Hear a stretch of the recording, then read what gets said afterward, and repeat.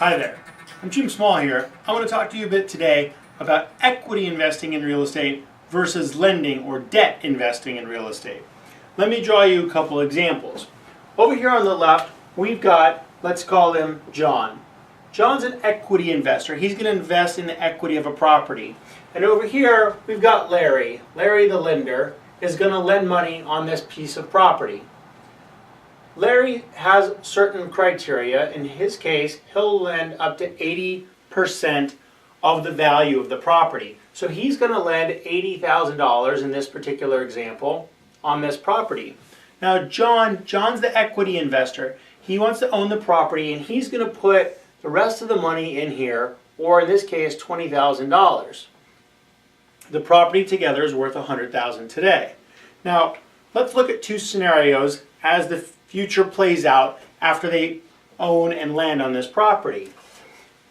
Let's say a couple of years down the road, this property has gone from its $100,000, so here's the $20,000 original and the $80,000 loan, and now it's added extra appreciation. We've increased the rents, the expenses have stayed the same, and the value of the property has gone up. Everybody's happy in this scenario. Obviously, John has more equity, so he's happy.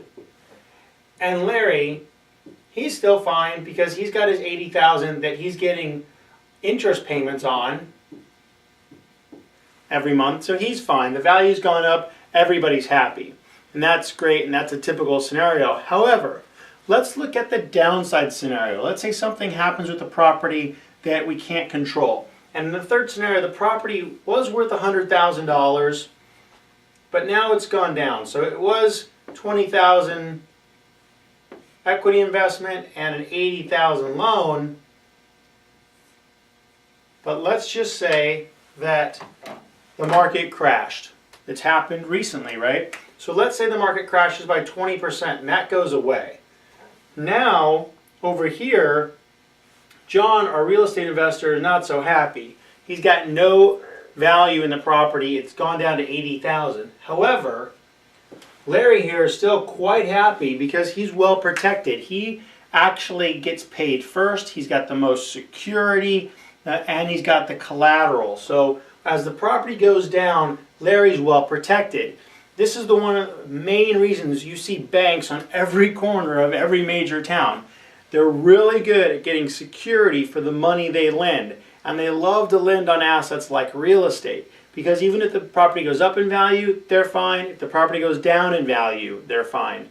So being a lender works out much better most of the time than being an equity investor, unless you're really good at being an equity investor, you do it full time, you've been doing it for years, and you really know how to manage the risk. But understand that the real estate investor, the equity investor, is taking all the risk. So let's also talk about fees for a second. So who pays the fees? That's another interesting thing that often gets forgotten.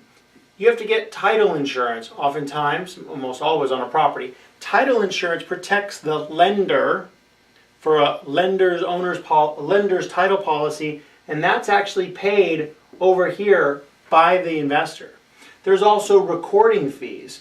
So you're going to record the loan document, the deeds of trust, the mortgages. That actually is also paid by the real estate investor, not the lender, even though it protects the lender. There's also property insurance.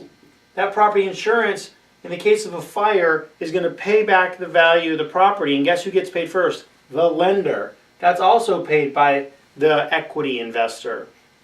Other fees like this, you'll continue to see that the real estate investor pays for those. The lender does not pay any fees. What the lender gets is their income and interest, and they've got the collateral of the property. So the lender is in the superior position always compared to an equity investor.